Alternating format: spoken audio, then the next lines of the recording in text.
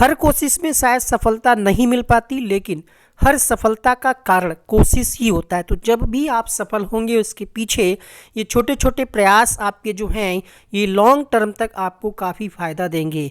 तो आज की इस क्लास में हम महत्वपूर्ण 50 क्वेश्चन का मॉक टेस्ट लेकर के आए हैं। फटाफट से आप लोग जुड़ जाएं। शाम 7 बजे की इस लाइव क्लास में जीके जीएस के महत्वपूर्ण 50 क्वेश्चन का ये प्रैक्टिस सेट रहेगा। आपकी स्क्रीन पर क्वेश्चन नंबर 1 है, रुपए की परिवर्तनीयता से क्या तात्पर्य है। सुना होगा आपने अक्सर ये कहते हुए कि रुपया बदल रहा है, रुपए में परिवर्तन हुआ है। तो इसका मतलब क्या है? पहला, रुपए के नोटों के बदले सोना प्राप्त कर सकना, रुपए के मूल्य को बाजार की शक्तियों द्वारा निर्धारित होने देना, रुपए को अन्य मुद्राओं में और अन्य मुद्राओं को रुपए में परिवर्तित करने की स्वतंत्र रूप से अनुज्ञा प्रदान करना, या भारत में मुद्राओं के लिए अंतर्राष्ट्रीय बाजार विकसित करना। क्वेश्चन नंबर 1, रुपए की परिवर्तनीयता का मतलब क्या होगा? रुपए को अन्य मुद्राओं में और अन्य मुद्राओं को रुपए में परिवर्तित करने की स्वतंत्र रूप से अनुज्ञा प्रदान करना ही रुपए की परिवर्तनीयता कहलाता है। रुपए से आप डॉलर में कन्वर्ट कर सकते हैं, ठीक है। और नेपाल जब आप जाते हैं तो वहाँ की मुद्रा को भी आप रुपए के हिसाब से वहाँ पर कन्वर्ट करते हैं। इसके अलावा भारतीय रिजर्व बैंक जो है आरबीआई, वही मुद्रा से संबंधित प्रावधानों को जारी करता है और नियंत्रित करता है। यानी रुपए के संबंध में जो भी शक्तियां हैं वो रिजर्व बैंक ऑफ इंडिया को हैं। आरबीआई की स्थापना हुई थी 1 अप्रैल 1935। उस स्थान को क्या कहते हैं जहां नदी और समुद्र का जल मिलता है? डेल्टा, मुहाना, हार्बर या फिर स्ट्रेट? आंसर कीजिएगा इस प्रश्न का। सभी लोगों को गुड इवनिंग, नमस्कार। जो भी लोग क्लास को लाइव देख रहे हैं आप सभी से रिक्वेस्ट है कि अंत तक बने रहें। महत्वपूर्ण 50 प्रश्नों की सीरीज है और इसमें से लगभग सभी प्रश्न किसी न किसी परीक्षा में पूछे गए हैं, चाहे वो रीट की परीक्षा हो, DSSB की परीक्षा हो, यूपी की जो परीक्षाएं अन्य होती हैं, यूपी पुलिस कांस्टेबल हो गया, पेट का एग्जाम हो गया, यूपी SSSC जो भी परीक्षाएं कराता है, SSC जो भी परीक्षाएं कराता है, उन सब का हम कंप्लीट प्रीवियस ईयर लेकर के चल रहे हैं। प्रश्न संख्या 2, वह स्थान या उस स्थान को हम क्या कहते हैं जहां नदी और समुद्र का जल मिलता हो? तो उसको हम कहेंगे मुहाना। इसलिए यहाँ पर बी विकल्प सही हो जाएगा। इसको एस्चुअरी भी कहते हैं और इसी स्थान पर नदियाँ समुद्र में विलीन हो जाती हैं। एक प्रश्न बनता है कि भारत की वो नदी या भारत की सबसे बड़ी नदी जो मुहाना बनाती है उस नदी का नाम? तो नर्मदा नदी आप ध्यान रखिएगा। कौन सी नदी है? नर्मदा नदी आप ध्यान रखिएगा। क्वेश्चन नंबर 3 है, निम्नलिखित में से कौन सा शहर वर्तमान अफगानिस्तान में स्थित नहीं है? गजनी, फरगना, कांधार, समरकंद? पर्याप्त आपको समय दिया जा रहा है आंसर करने के लिए। गजनी और कांधार ये जो शहर हैं ये अफगानिस्तान में हैं। फरगना और समरकंद ये अब जो है उज्बेकिस्तान में स्थित हैं।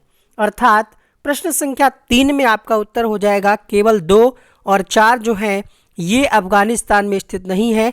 कौन कौन से? फरगना और समरकंद जो हैं ये उज्बेकिस्तान का हिस्सा हैं या उज्बेकिस्तान में स्थित हैं। अफगानिस्तान को एरियाना और खुरासन के नाम से भी जाना जाता था, ठीक है। एरियाना और खुरासन किसका अन्य नाम है? तो अफगानिस्तान का। ये भी आप ध्यान रखिएगा। अच्छा, बात आई है अफगानिस्तान की, तो अफगानिस्तान की राजधानी क्या है? काबुल है और सरकारी कह सकते हैं जो ऑफिशियल लैंग्वेज है वो क्या है? पश्तो है। यहाँ की ऑफिशियल लैंग्वेज क्या है? पश्तो है। अगला प्रश्न है प्रश्न संख्या 4, उस शाखा का नाम बताइए जिसमें चट्टानों के अंतर्निहित गुणों का उपयोग कर चट्टानों, जीवाश्मों और तलछट की आयु का निर्धारण किया जाता है। क्या उसको जियोक्रोनोलॉजी कहेंगे, बायोजियोकेमिस्ट्री, पेट्रोलॉजी या फिर वोल्केनोलॉजी? प्रश्न संख्या 4, चट्टानों के संबंध में जो अध्ययन किया जाता है या हम कह सकते हैं चट्टानों के अंतर्निहित गुणों के बारे में और उनकी आयु निर्धारण किया जाता है, उसको हम क्या कहेंगे? तो जियोक्रोनोलॉजी कहेंगे। भू कालानुक्रमण, ठीक है। आयु का निर्धारण से आप समझ गए होंगे, कालानुक्रमण है ना। काल मतलब क्या? समय।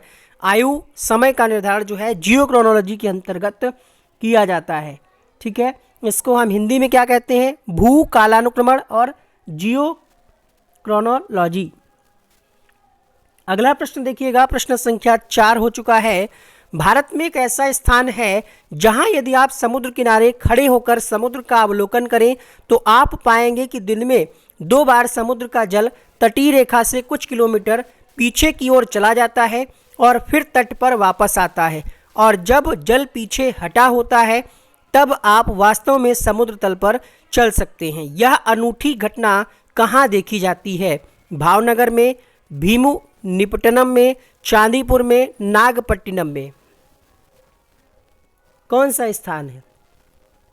दिन में 2 बार समुद्र का जो जल स्तर है वो 5-6 किलोमीटर पीछे चला जाता है और फिर से आ जाता है। जब जल पीछे हटता है तो हम समुद्र तल पर चल भी सकते हैं। भाई जल हट गया एकदम से तो वहाँ पर आप चल भी सकते हैं।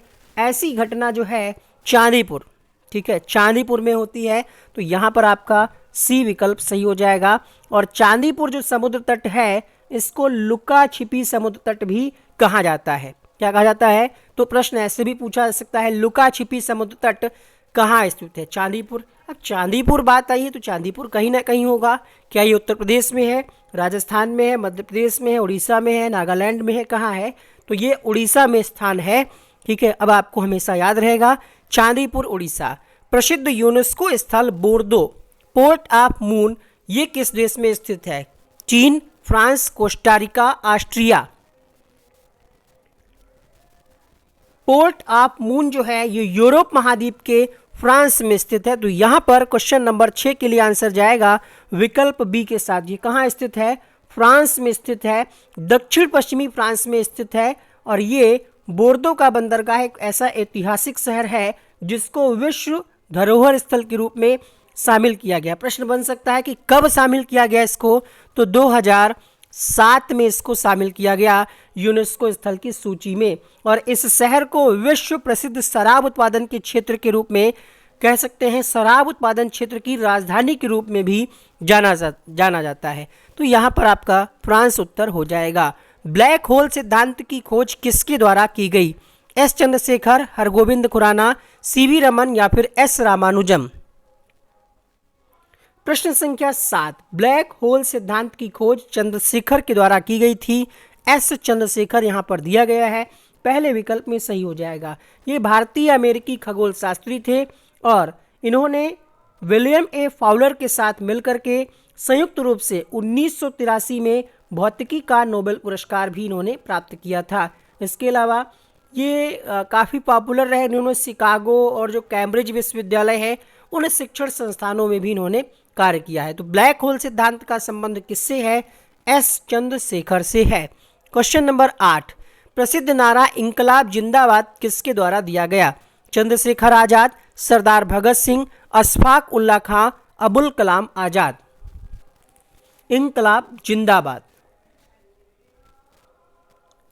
क्वेश्चन नंबर 8, तो सरदार भगत सिंह के द्वारा दिया गया यह प्रसिद्ध स्लोगन इंकलाब जिंदाबाद। बम के साथ फेंके गए, देखिए आपको पता होगा कि इन्होंने केंद्रीय विधानमंडल में बम फेंका था और उसी समय इस नारे का प्रयोग किया गया था। और बम के साथ फेंके गए पर्चों में एक पर्चा था, लिखा गया था जिसमें संदेश लिखा गया था, ठीक है।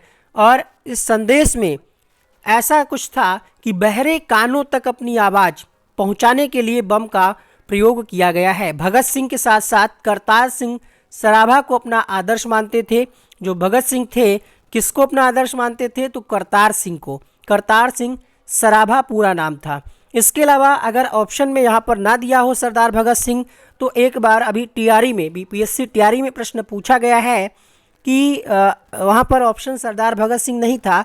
तो 1921 में मौलाना हसरत मोहानी ने इस नारे की शुरुआत की थी और इसका उपयोग सरदार भगत सिंह ने भी किया है। डिपेंड करेगा कि ऑप्शन क्या दिया गया है, और अगर दोनों दे देगा तो ऑप्शन देगा उपर्युक्त में से एक से अधिक, या फिर आप ऑप्शन की कंडीशन के हिसाब से उत्तर करेंगे। सोडियम थायोसल्फेट का उपयोग फोटोग्राफी में किस कारण से होता है? प्रकाश के साथ प्रतिक्रिया, रंग बनाने की क्षमता, ऑक्सीकरण की प्रवृत्ति या फिर व्यवहार कम करना। क्वेश्चन नंबर 9,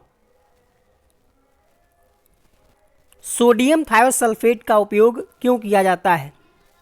देखिए इसके माध्यम से हम कई रंग जो हैं यानी वर्ण रंग बनाने की क्षमता इसमें होती है, इसीलिए सोडियम थायोसल्फेट का उपयोग किया जाता है। इसके माध्यम से फोटो को विभिन्न रंग प्रदान किए जा सकते हैं। निम्नलिखित में से कौन सा भारत में पुलिस का सर्वोच्च सम्मान है? राष्ट्रपति पुलिस वीरता पुरस्कार, पद्मश्री या फिर परमवीर चक्र या महावीर चक्र। क्वेश्चन नंबर 10 है, और पुलिस में दिया जाने वाला सर्वोच्च सम्मान जिसका नाम है राष्ट्रपति पुलिस वीरता पुरस्कार। ये पदक किसी भी पुलिसकर्मी को जान एवं माल की सुरक्षा करने या फिर अपराध निवारण या अपराधियों को पकड़ने के लिए अगर कोई विशेष काम किया गया है तो दिया जाता है। पद्मश्री पुरस्कार का आपने नाम सुना होगा, है ना। पद्मश्री के अंतर्गत पद्म विभूषण, पद्म भूषण आता है, उसके बाद इसी का स्थान है। इसके अलावा सेना की बात करें तो सेना में आप सुनते होंगे परमवीर चक्र दिया जाता है, महावीर चक्र दिया जाता है ना, तो वो अलग है। यहाँ पर पुलिस की बात करें तो राष्ट्रपति पुलिस वीरता पुरस्कार है। पद्मश्री के बारे में हमने आपको बताया, परमवीर के बारे में हमने आपको बताया और महावीर चक्र के बारे में हमने आपको बताया। उम्मीद करते हैं समझ में आपको आ रहा होगा। तो आपने वीडियो को लाइक कर दिया है तो धन्यवाद, नहीं किया है तो जल्दी से लाइक वाला बटन दबाइए। चंद्रयान 3 के लैंडर का क्या नाम है? मोस्ट इंपॉर्टेंट प्रश्न है, लेटेस्ट मुद्दा है। 14 जुलाई 2023 को इसको लॉन्च किया गया था। कहाँ से? तो आपको पता होगा श्रीहरिकोटा से। सतीश धवन अंतरिक्ष केंद्र है श्रीहरिकोटा, वहां से इसको लॉन्च किया गया था और ये भारत का तीसरा चंद्र मिशन था। 23 अगस्त 2023 को चंद्रयान 3 को चंद्रमा के दक्षिणी ध्रुव पर सॉफ्ट लैंडिंग भी कराई गई थी। बहुत सारे लोग बीपीएससी टीआरई 1 का पेपर भी उसी के आसपास डेट में लगा था तो देने गए होंगे। क्वेश्चन नंबर 11, चंद्रयान 3 के लैंडर का नाम विक्रम और रोवर का नाम प्रज्ञान था। तो लैंडर का नाम क्या लगाएंगे आप? विक्रम। ध्यान रखिएगा, क्वेश्चन नंबर 11 में उत्तर हो जाएगा ऑप्शन नंबर सी के साथ। ठीक है, रोवर का नाम क्या था? तो प्रज्ञान। ध्यान रखिएगा, लैंडर और रोवर दो चीजें। मुख्य तौर पर स्मार्ट मनी शब्द का अर्थ क्या है? विदेशी मुद्रा, क्रेडिट कार्ड, यूएस डॉलर या फिर ट्रेवलर्स चेक। स्मार्ट मनी का मतलब होता है क्रेडिट कार्ड। ठीक है, क्रेडिट कार्ड। तो यहाँ पर बी ऑप्शन सही हो जाएगा। निम्नलिखित में से कौन सा दिन भारत में राष्ट्रीय युवा दिवस के रूप में मनाया जाता है? 16 अगस्त, 12 जनवरी, 25 नवंबर या फिर 31 दिसंबर। राष्ट्रीय युवा दिवस की जब हम बात करते हैं तो 12 जनवरी को मनाया जाता है राष्ट्रीय युवा दिवस। और जानते होंगे आप इस दिन किसका जन्म हुआ था? तो स्वामी विवेकानंद जी का जन्म हुआ था। इन्हीं के जन्म दिवस के रूप में इसको मनाया जाता है। इनका जन्म कहाँ हुआ था? कलकत्ता, यानी उस समय बंगाल का हिस्सा हुआ करता था, तो बंगाल में हुआ था। ठीक है, और 25 नवंबर को अंतर्राष्ट्रीय महिला हिंसा उन्मूलन दिवस मनाया जाता है। जो सी ऑप्शन दिया गया है 25 नवंबर, इस दिन मनाया जाता है अंतर्राष्ट्रीय महिला हिंसा उन्मूलन दिवस। क्वेश्चन नंबर 14, रेफ्रिजरेटर खाद्य पदार्थों को खराब होने से बचाते हैं, क्यों? इसके न्यून तापमान पर जीवाणु और फफूंदी निष्क्रिय होते हैं। इसके न्यून तापमान पर रोगाणु मर जाते हैं। इसके न्यून तापमान पर रोगाणु जम जाते हैं। यह खाद्य पदार्थों को रोगाणु रहित कर देते हैं। क्वेश्चन नंबर 14,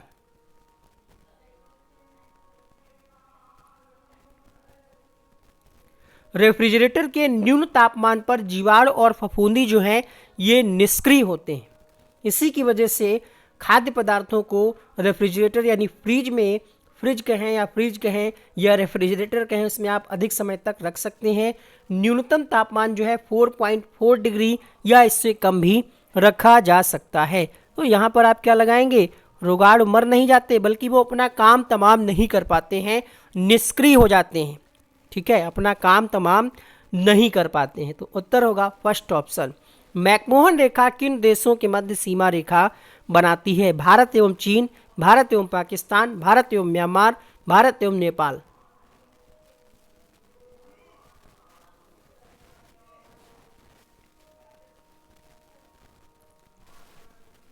मैकमोहन रेखा जो है ये भारत और चीन के मध्य सीमा रेखा बनाती है। तो यहाँ पर पहला विकल्प सही हो जाएगा। इसका निर्धारण कब हुआ था? 1914 में। 1914 में शिमला में ब्रिटिश भारत सरकार में विदेश सचिव नाम आपने सुना होगा, सर हेनरी मैकमोहन के द्वारा किया गया था। भारत मैकमोहन रेखा को मान्यता देता है, लेकिन चीन जो है इस रेखा को मान्यता नहीं देखा है। जो सीमा रेखा है उसको जो है चीन नहीं मानता, एक तरीके से ऐसे कह सकते हैं। हेनरी मैकमोहन जो हैं ये एक प्रमुख वार्ताकार थे। एक सम्मेलन हुआ था, शिमला सम्मेलन, चीन और तिब्बत के बीच जो शिमला सम्मेलन हुआ था उसके प्रमुख वार्ताकार थे, जिनका नाम था हेनरी मैकमोहन ब्रिटेन। उन्हीं के नाम पर मैकमोहन रेखा है। ये भारत और चीन के मध्य है। बाकी भारत और पाकिस्तान के बीच जो रेखा है वो तो आप जानते होंगे, क्या है उस रेखा का नाम? क्या रेड क्लिफ है? रेड क्लिफ रेखा किन देशों के बीच है? ऐसे भी प्रश्न आपकी परीक्षा में कई बार पूछा गया है, तो जल्दी से कमेंट करके बताइएगा कि रेड क्लिफ रेखा किन दो देशों के बीच है। निम्नलिखित में से किस मंत्रालय के पास जनसंचार के विभिन्न माध्यमों और प्रिंट मीडिया के विनियमन के माध्यम से सरकारी नीतियों, योजनाओं और कार्यक्रमों के बारे में जानकारी प्रसारित करने की जिम्मेदारी है? जी हाँ, ये रिकॉर्डेड क्लास है, कोई दिक्कत आपको नहीं होनी चाहिए। प्रश्न संख्या 16, आवास और शहरी मामलों का मंत्रालय, योजना मंत्रालय, सूचना और प्रसारण मंत्रालय, गृह मंत्रालय। तो नाम से, क्वेश्चन से ही आप आंसर निकाल सकते हैं। बहुत आसान है इस प्रश्न का आंसर करना और उम्मीद करते हैं सबका सही हुआ होगा, है ना, क्योंकि बात किसकी है? जनसंचार की है।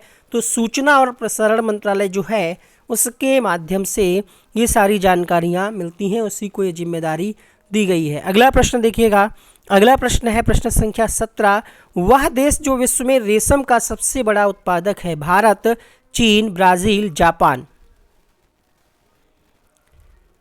चीन जो है ये विश्व में रेशम का सबसे बड़ा उत्पादक देश है, तो यहाँ पर आपका आंसर हो जाएगा ऑप्शन नंबर बी के साथ। रेशम के उत्पादन में भारत दूसरे स्थान पर है और अमेरिका तीसरे स्थान पर है। तो चीन नंबर 1 पे, भारत 2 पे और अमेरिका तीसरे स्थान पे है। किस स्थान पर हड़प्पा काल के रथ की एक प्रतिमा प्राप्त हुई है? लोथल, बनावली, दायमाबाद या फिर कालीबंगा। रथ की प्रतिमा कहाँ से मिली है? दायमाबाद की अगर हम बात करें तो ये कहाँ है? दायमाबाद ये महाराष्ट्र में है, अहमदनगर जिला है, ठीक है। और गोदावरी की सहायक नदी प्रवरा के तट पर स्थित है ये दायमाबाद। तो दायमाबाद से मिली है रथ की प्रतिमा, उत्तर होगा विकल्प सी के साथ। इसकी खोज कब की गई? 1958 में की गई और इस स्थल की खुदाई से सैंधव सभ्यता मृदभांड, सैंधव लिपि की मुहर, प्याले, तस्करी इत्यादि चीज़ें मिली हैं। क्वेश्चन नंबर 19 है, मथुरा के पास मटके एक मंदिर में किन शासकों की विशाल मूर्तियां प्रतिस्थापित की गई हैं? गुप्त, मौर्य, कुषाण, चोल। भारत में कुषाण वंश के शासकों की बात करें तो कुजुल, कडफिसेस, कनिष्क, विम कडफिसेस। इसके अलावा कनिष्क ने अपनी राजधानी पेशावर और मथुरा को ही बनाया था। कनिष्क के शासनकाल में ही मथुरा कला शैली का विकास हुआ, यह भी प्रश्न पूछा जाता है। और मथुरा के पास एक मंदिर में किन शासकों की विशाल मूर्तियां प्रतिष्ठापित की गई हैं? तो उत्तर हो जाएगा यहाँ पर, क्या हो जाएगा? अब तो आंसर आसान हो गया, हमने आपको हिंट दे ही दिया है। तो 19वें प्रश्न में आंसर हो जाएगा कुषाण। कुषाण शासकों की मूर्तियां प्रतिष्ठापित की गई हैं। अगला प्रश्न देखिएगा, खाद्य ऊर्जा को किस इकाई में माप सकते हैं? Kelvin, joule, calorie, Celsius. Question number 20,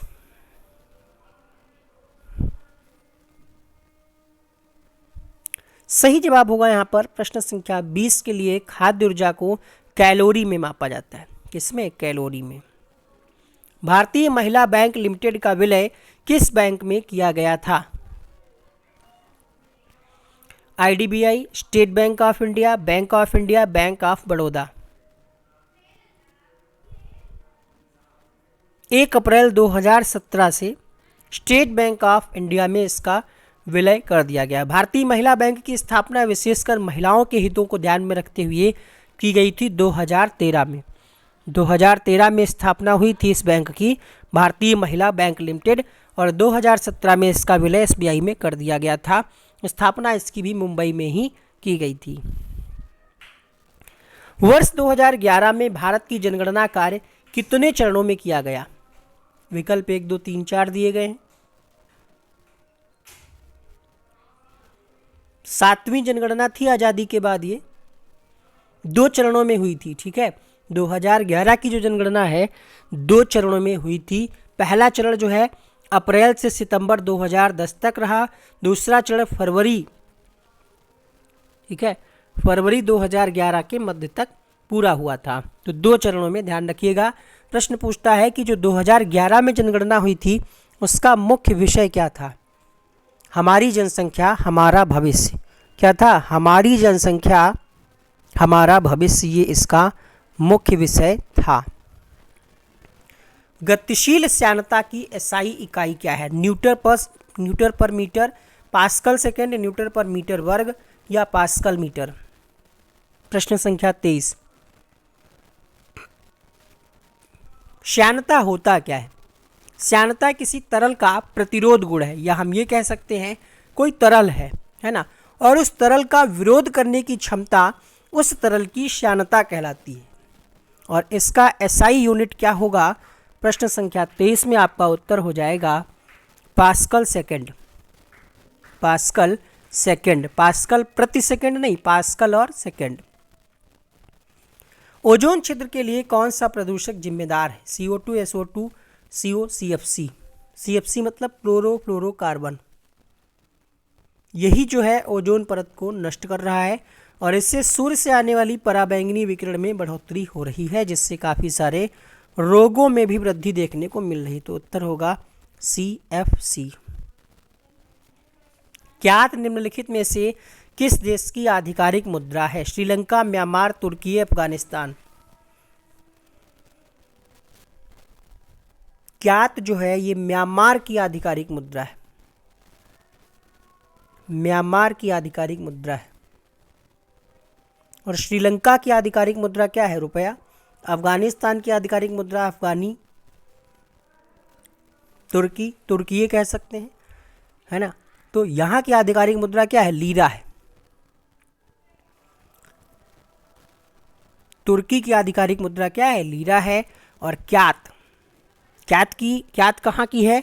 देखिए एक एक करके समझिए। श्रीलंका की मुद्रा रुपया, अफगानिस्तान की मुद्रा अफगानी, तुर्की की मुद्रा लीरा। तुर्की या तुर्की की मुद्रा जो है ये लीरा है। अगला प्रश्न देखिएगा। थॉमस क्लिफर्ड अल्बर्ट, इन्होंने किस चीज़ का आविष्कार किया? Microscope, stethoscope, clinical thermometer, x-ray machine.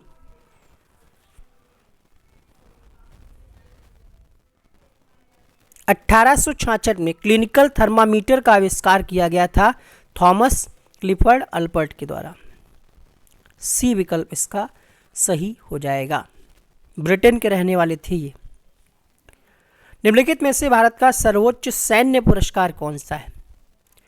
Ashok चक्र, वीर चक्र, महावीर चक्र, परमवीर चक्र।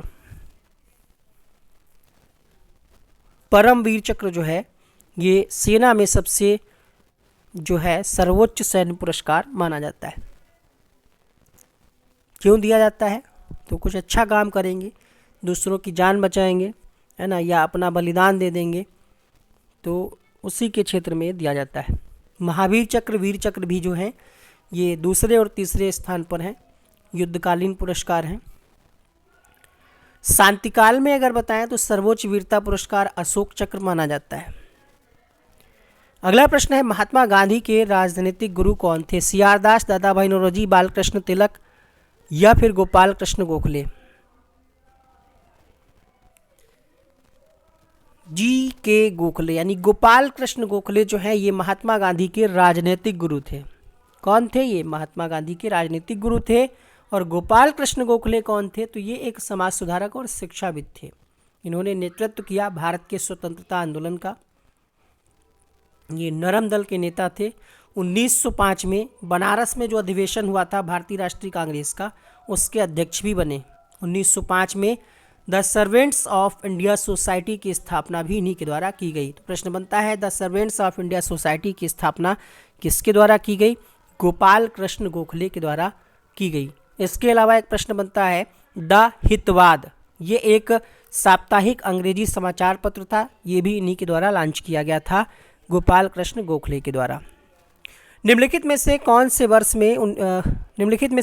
वर्ष 1946 में भारत की संविधान सभा के अध्यक्ष थे? यानी भारत की संविधान सभा के अध्यक्ष 1946 में कौन बना था? भीमराव अम्बेडकर, वल्लभ भाई पटेल, डॉक्टर राजेंद्र प्रसाद या फिर पंडित जवाहरलाल नेहरू? पंडित जवाहरलाल नेहरू। क्वेश्चन नंबर 29 में आंसर हो जाएगा डॉक्टर राजेंद्र प्रसाद। ठीक है, सरदार वल्लभ भाई पटेल जो हैं ये भारत के पहले गृह मंत्री थे। कौन थे? गृह मंत्री। और वर्तमान में गृह मंत्री कौन है? अमित शाह। अगला प्रश्न देखिएगा, यहाँ तक आपका क्लियर होगा और बाकी आप जानते होंगे भीमराव अम्बेडकर जो हैं ये प्रारूप समिति के अध्यक्ष थे, जिनको भारतीय संविधान का जनक भी कहा जाता है। पंडित जवाहरलाल नेहरू ये पहले प्रधानमंत्री बने थे। फोटोग्राफी में कौन से अम्ल का प्रयोग किया जाता है? फॉर्मिक अम्ल, ऑक्जेलिक अम्ल, साइट्रिक अम्ल, एसिटिक अम्ल?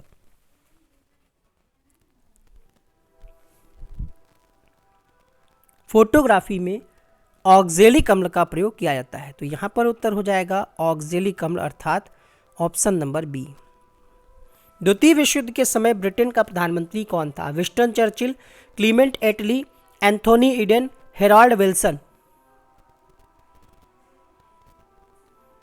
1939 से 1945 तक चला था दूसरा विश्व युद्ध। इसमें काफ़ी सारे राष्ट्र शामिल हुए थे, जर्मनी, इटलैंड, जर्मनी के साथ साथ कह सकते हैं हम इसमें जापान, हाँ जापान शामिल हुआ था। इसके अलावा इटली शामिल हुआ था। इसके अलावा ग्रेट ब्रिटेन था, संयुक्त राज्य अमेरिका था, रूस था, सोवियत संघ था यानी सोवियत संघ या रूस, फ्रांस था इसमें। तो 1939 से 1945 तक युद्ध चला और 1940 से कार्यकाल आया किसका? विंस्टन चर्चिल का। तो यहाँ पर विंस्टन चर्चिल आंसर हो जाएगा। श्वेत प्रकाश कितने रंगों से मिलकर के बना होता है? 7, 5, 8 या फिर 6? 7 रंगों से मिलकर के बनता है। आप पढ़ते हैं बैनी, आहा, पीनाला, तो बैंगनी, इंडिगो, नीला, हरा, पीला, नारंगी, लाल इसमें शामिल होते हैं। प्रकाश का विक्षेपण क्या होता है? तो प्रकाश को उसके घटक रंगों में विभाजित करने की घटना को प्रकाश का विक्षेपण कहते हैं। एक प्रश्न और बनता है कि किस रंग का तरंग दैर्घ्य सबसे कम और ज़्यादा? तो सबसे कम तरंग दैर्घ्य जो है वो बैंगनी रंग का और सबसे अधिक लाल रंग का। अगला प्रश्न देखिएगा, यहाँ पर आप आंसर करेंगे 7। ब्लूटूथ का आविष्कार किसने किया? Kirkpatrick Macmillan, Benjamin Franklin, doctor Jaap Haartsen, Charles Babbage? Charles Babbage father of computer कहे जाते हैं। ब्लूटूथ का आविष्कार डॉक्टर जाप हार्टसेन ने किया। सी ऑप्शन यहाँ पर सही हो जाएगा। ये एक इलेक्ट्रिकल इंजीनियर थे और ब्लूटूथ तो आप जानते ही होंगे, इसमें क्या ही बताना। सोनपुर पशु मेला प्रत्येक वर्ष भारत के निम्नलिखित में से किस राज्य में आयोजित होने वाला एक सांस्कृतिक कार्यक्रम है? बिहार, सिक्किम, उड़ीसा, असम? बिहार के सोनपुर में लगता है। गंगा और गंडक नदियों के संगम पर इसका आयोजन होता है। नवंबर महीने में इसका आयोजन किया जाता है। मौर्य वंश के संस्थापक चंद्रगुप्त मौर्य यहीं से हाथी और घोड़े खरीदते थे। इसको हरिहर मेला भी कहा जाता है, हरिहर क्षेत्र मेला के रूप में भी जानते हैं। तो ये बिहार में सोनपुर, हाजीपुर जो वैशाली है आपने सुना होगा, उसी रूट पे है ये।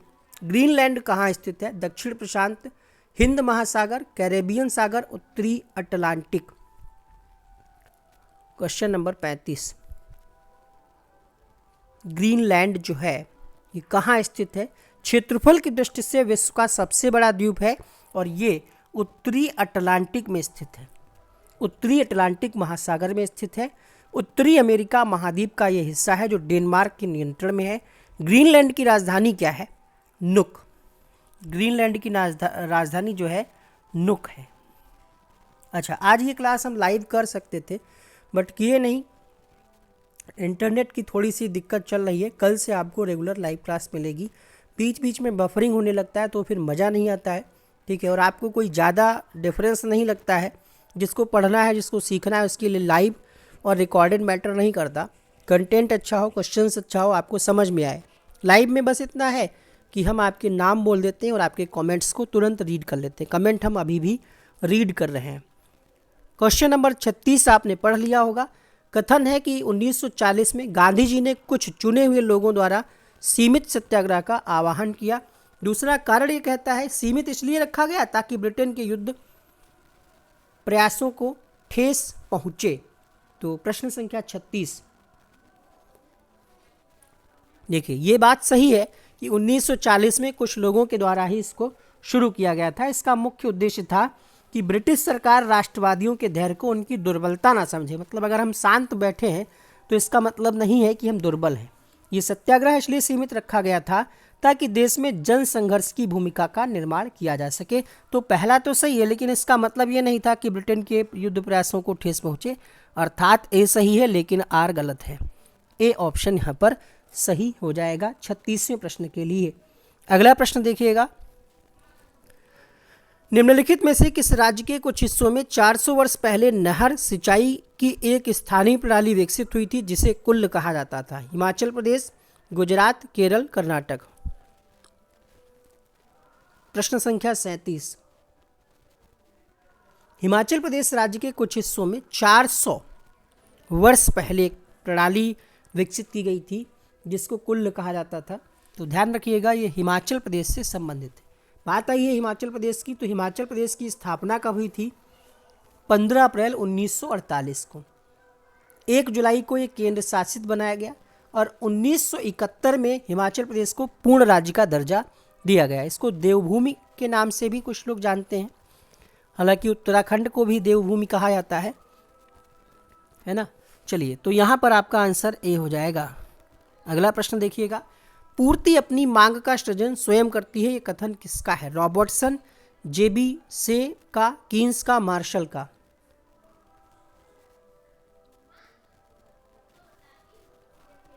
जेबी से ने बाजार नियम प्रस्तुत किया है और उन्हीं का ये कहना था कि पूर्ति अपनी मांग का सृजन स्वयं करती है।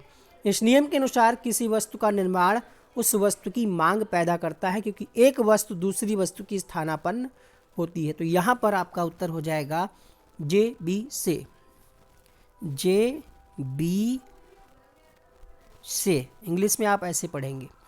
अगला प्रश्न देखिएगा, किसी देश की शहरी क्षेत्रों में रहने वाली आनुपातिक जनसंख्या में वृद्धि को निम्नलिखित में से क्या कहा जाता है?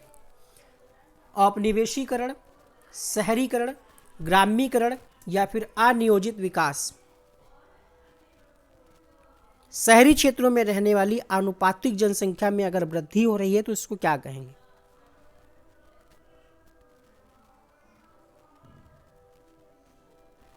शहरीकरण कहेंगे। क्या कहेंगे? शहरीकरण। तो 39वें प्रश्न में आपका उत्तर हो जाएगा ऑप्शन नंबर बी के साथ। ठीक है, शहरीकरण।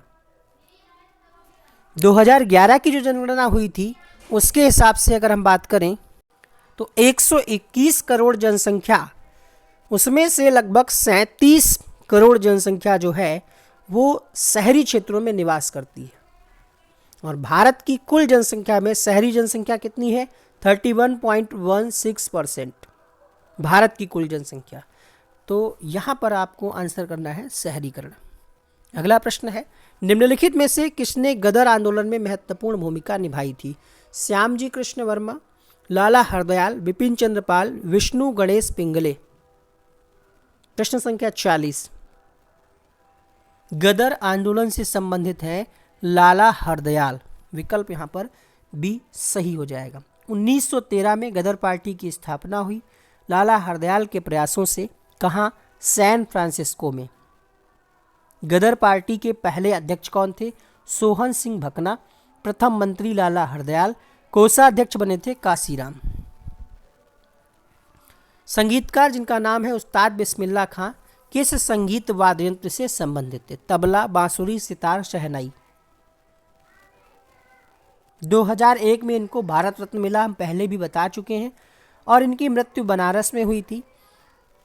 किस वाद्य यंत्र से संबंधित है? तो ये शहनाई वादक थे। ठीक है, शहनाई नहीं बजती शादी विवाह में, तो ये शहनाई वादक थे।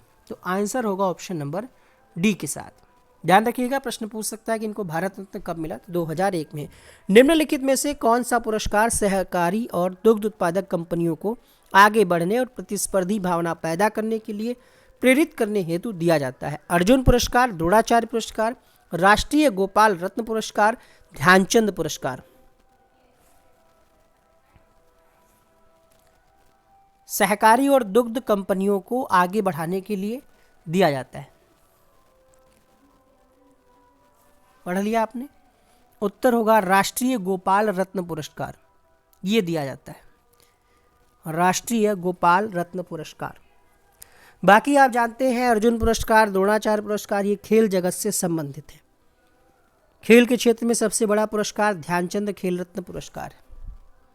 43वां प्रश्न है, पवनों की दिशा में विचलन किसके कारण होता है? गुरुत्वाकर्षण बल, अपकेंद्री बल, परिभ्रमण या फिर तापमान?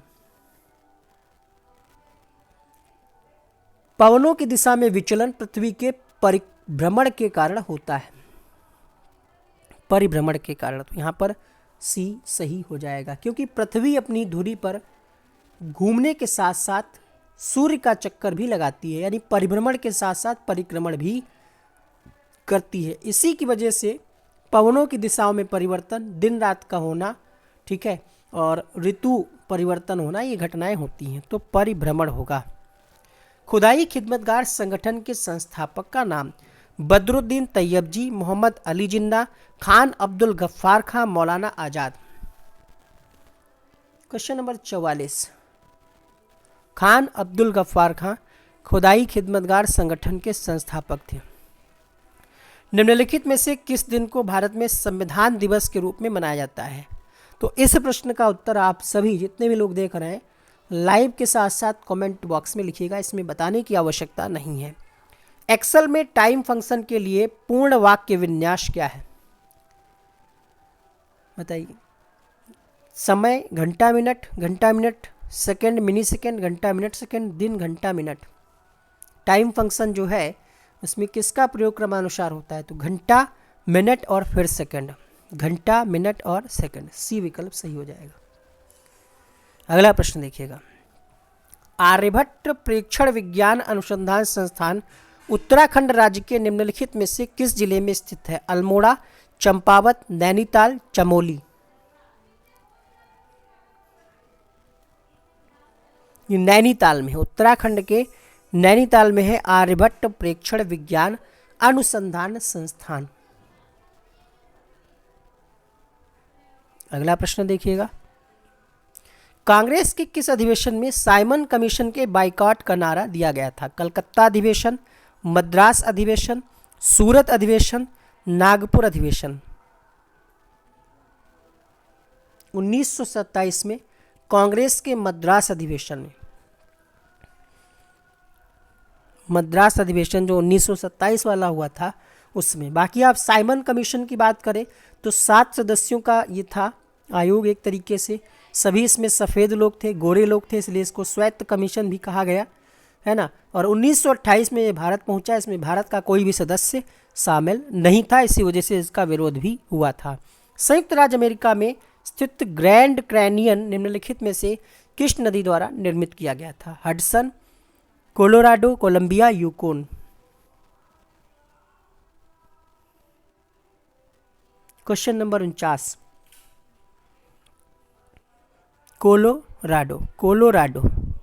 कोलोराडो नदी के द्वारा ये निर्मित किया गया था। कोलोराडो नदी जो है इस पर डेबर बांध का भी निर्माण किया गया है। डेबर बांध किस नदी पर स्थित है? कोलोराडो। ऐसे प्रश्न आ सकता है। कोलोराडो नदी जो है ये विश्व की सर्वाधिक कह सकते हैं गहरी कैनियन बनाती है। अंतिम प्रश्न है, किसी मृतप्राय व्यक्ति का गुर्दा लेने के लिए उसे किस स्थिति में होना चाहिए? केवल तंत्रिकीय प्रकारों का अवसान, हृदयी प्रकारों का अवसान, श्वसन प्रकारों का अवसान, केवल गुर्दे के प्रकारों का अवसान।